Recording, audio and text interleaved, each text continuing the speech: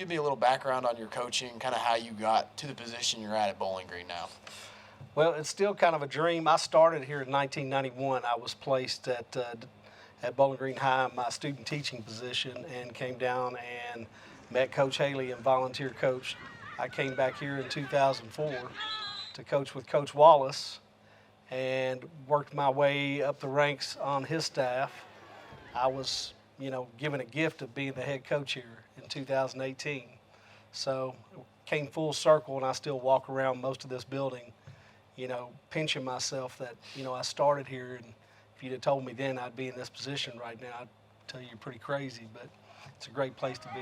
The expectations are to compete for a state title every year, and I try to get our players to really appreciate that we've got a number of special teams that we recognize in the hallways of this building, and in order to be one of those special teams, you have to win a title. What did this last season mean to you? You lost in the state championship game in 22. Kind of a bounce back year. You dealt with turmoil. You had some injuries and some losses. We just continually had to work throughout the year. With the injury you mentioned, we start out, we're sitting at 2-2 at one point, and then when the playoffs hit, we were at our best at that most important time of the year, and it was, I keep saying it was so much fun to watch our team through the playoffs. Finished in 04. What has that rivalry meant to you? Because you've kind of seen it since its beginning. The South game was really big. It's always really big. There are rivals. It's usually a close game.